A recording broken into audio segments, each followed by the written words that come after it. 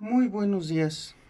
Dentro de la clase de la entidad donde vivo veremos lo que fue la Revolución Mexicana. Y más adelante en otros videos veremos quiénes participaron, o sea, personajes importantes y un acontecimiento muy importante que se dio en nuestro estado de Guanajuato durante la Revolución Mexicana, como lo fueron las famosas batallas de Celaya. Comencemos. ¿Qué fue la Revolución Mexicana? Inicia un 20 de noviembre de 1910 con un levantamiento encabezado por el señor Francisco I. Madero contra el entonces presidente Porfirio Díaz. Se caracterizó por varios movimientos sociales, liberales, anarquistas, populistas y agrarios. Aunque en principio era una lucha contra el orden establecido, con el tiempo se transformó en una guerra civil. ¿Cuáles fueron algunas de esas causas? Para 1910, menos del 1% de las familias en México poseían o controlaban cerca del 85% de las tierras cultivables. Los pueblos donde se albergaba el 51% de la población rural contaban con tan solo pequeñas porciones de tierra y la mayor parte de ella dependían de las haciendas vecinas. Los pequeños pueblos y agricultores independientes se veían obligados a pagar altísimos impuestos. Esta situación afectó grandemente a la economía agrícola, pues las haciendas tenían grandes porciones sin cultivar y eran menos productivas que las propiedades menores. Otras causas fue que durante el gobierno del presidente Porfirio Díaz existían numerosos latifundios, o sea, grandes extensiones de tierras. Obviamente esto incluía las haciendas. Y el 80% de la población mexicana dependía del salario rural, o sea, del campo. Además, las tiendas de raya en haciendas, mediante este sistema se lograba que los trabajadores alcanzaran la cantidad de crédito que quedaban endeudados de por vida. Las leyes de la nación raras veces se aplicaban dentro de las haciendas, donde los trabajadores eran vistos como esclavos u objetos de propiedad, existiendo prácticamente una especie de feudalismo. En el campo además actuaba el llamado Cuerpo de Rurales, el cual era un grupo policíaco encargado, así entre comillas, de resguardar la paz.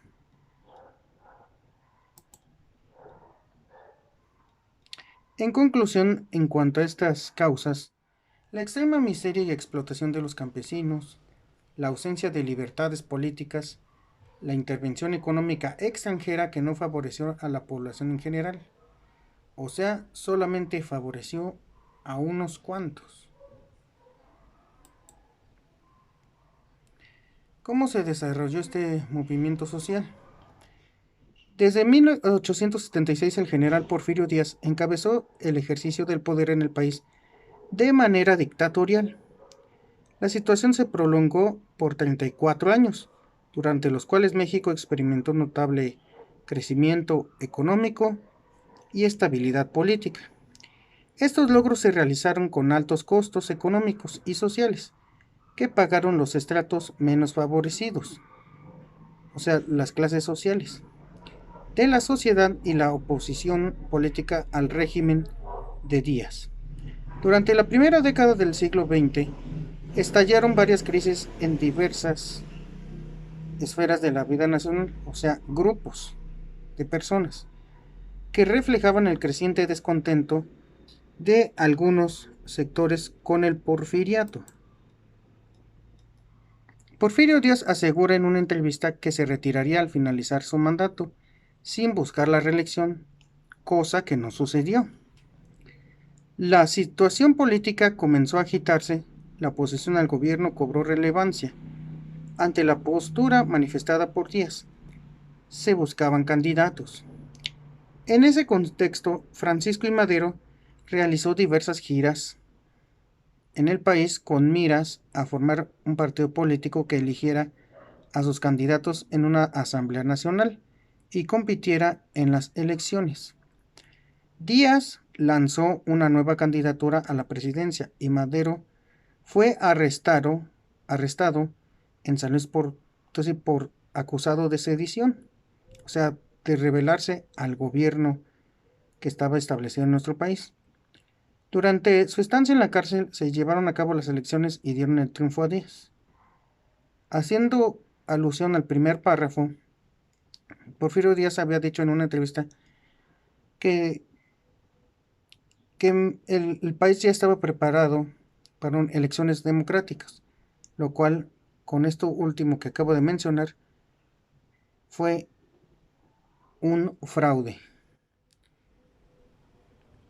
He esperado con paciencia el día en que el pueblo mexicano estuviera preparado para seleccionar y cambiar su gobierno en cada elección sin el peligro de revoluciones armadas y sin estorbar el progreso del país. Creo que ese día ha llegado. Esto fue lo que dijo Porfirio Díaz en una entrevista, cosa que no sucedió y mandó encarcelar al señor Francisco I. Madero. Madero logró escapar y huyó a los Estados Unidos. Desde San Antonio proclamó el Plan de San Luis, llamó al pueblo a tomar las armas contra el gobierno de Díaz el 20 de noviembre de 1910. El conflicto armado tuvo lugar en la primera instancia al norte del país, como podemos ver aquí, y posteriormente se expandió a otras partes del territorio nacional. Esto incluye también a nuestro estado Guanajuato. Una vez que los sublevados, o sea los rebeldes, ocuparon Ciudad Juárez, Chihuahua, Porfirio Díaz presentó su renuncia y se exilió en Francia, o sea que tuvo que salir del país por presiones sociales. En 1911 hay nuevas elecciones y resultó electo Madero. Desde el comienzo de su mandato tuvo diferencias con otros líderes revolucionarios que provocaron el levantamiento del general Emiliano Zapata y el general Pascual Orozco contra el gobierno maderista. Segunda etapa. En 1913, un movimiento contrarrevolucionario encabezado por Félix Díaz, sobrino del expresidente Porfirio Díaz, Bernardo Reyes y el general Victoriano Huerta, dio un golpe de Estado, o sea, esto con apoyo del ejército. El levantamiento militar conocido como Decena Trágica terminó con el asesinato del presidente Francisco I. Madero, su hermano Gustavo y el presidente José María Pino Suárez. El general Huerta asumió la presidencia, lo que ocasionó la reacción de varios jefes revolucionarios, como Venustiano Carranza y el general Francisco Villa. Tras poco más de un año de lucha, Huerta renunció a la presidencia y huyó del país. A partir de ese suceso se profundizaron las diferencias entre las facciones, o sea, grupos que habían luchado contra Huerta, lo que desencadenó nuevos conflictos. Carranza, jefe de la revolución de acuerdo con el Plan de Guadalupe, convocó a todas las fuerzas a la Convención de Aguascalientes para nombrar un líder único. En esa reunión, Eulalio Gutiérrez fue designado presidente del país, pero las hostilidades reiniciaron cuando Carranza desconoció el acuerdo. Después de derrotar a la convención, los constitucionalistas pudieron iniciar trabajos para la redacción de una nueva constitución y llevar a Carranza a la presidencia en 1917. La lucha entre facciones estaba lejos de concluir, o sea, en lugar de que por fin se pusiera un alto al conflicto, más se agravó. Y como podemos ver aquí, uno de los principales medios de transporte durante este conflicto armado fueron los trenes, donde se transportaban los soldados, los caballos, las municiones y toda la artillería que utilizaban los ejércitos revolucionarios. En el reacomodo de las fuerzas fueron asesinados los principales jefes revolucionarios: Zapata en 1919, Carranza en 1920 y Villa en 1923 y Obregón en 1928. Estos dos últimos fueron asesinados una vez terminada la Revolución Mexicana. ¿Qué conclusiones podemos sacar de todo esto? La Revolución Mexicana, que fue un movimiento social para derrocar al sistema político de Porfirio Díaz. El Plan de San Luis, el documento escrito por Madero, donde se rechazaba el régimen de Díaz y se convoca un movimiento social. Proyectos de nación, sindicalista, agrarista, o sea, lo relacionado con los campesinos, y el proyecto liberal. Etapas del movimiento revolucionario: la presidencia de Francisco I. Madero, el huertismo y el constitucionalismo. Y a raíz de la revolución obviamente surgió la constitución que actualmente rige a nuestro país, la Constitución de 1917. Incluye garantías sociales como el artículo 3, 27 y 123 constitucionales e individual. ¿Qué otras conclusiones podemos sacar? La Revolución Mexicana fue un movimiento social de mayor envergadura en el mundo, o sea, que fue de gran importancia en el mundo latinoamericano y uno de los más importantes del mundo occidental por su magnitud y violencia. O sea que este movimiento fue la primera revolución social que se dio en el siglo XX. La Revolución Mexicana, que comenzó con un cuestionamiento al régimen autoritario de Porfirio Díaz, o sea que no había libertades de expresar ideas contrarias a ese gobierno, terminó sacudiendo todos los órdenes de la sociedad.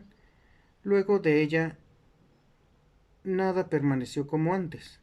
Toda la sociedad se vio afectada por un conflicto que asumió los ribetes de la verdadera guerra civil, en el que ninguno de los sectores sociales pudo permanecer diferente o al margen.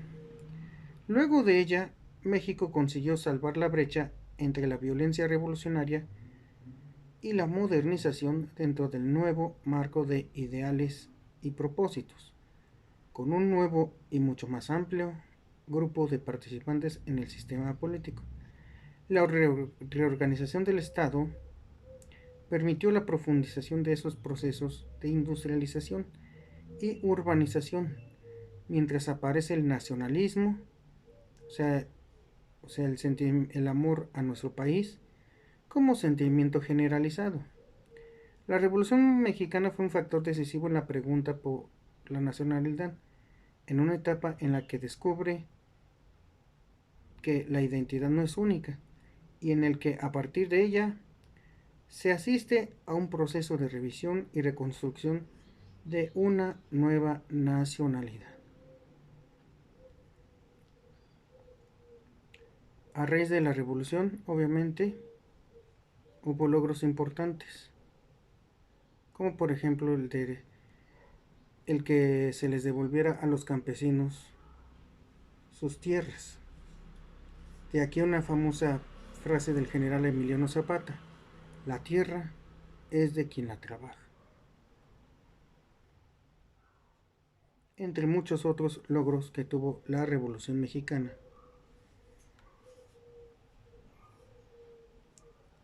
Tristemente, obviamente, como en todo conflicto armado, hubo muertes, hubo personas que se sacrificaron para que tuviéramos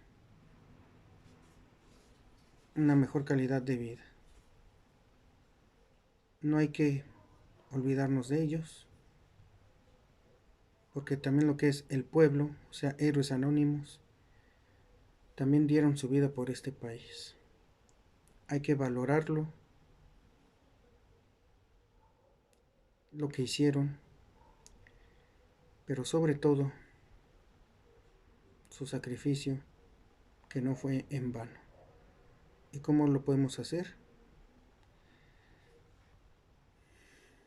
Respetando las leyes, comportándonos como buenos ciudadanos, exigiendo nuestros derechos, pero eso sí, cumpliendo con nuestras obligaciones. Espero que les haya gustado este video. Muchas gracias. Hasta pronto.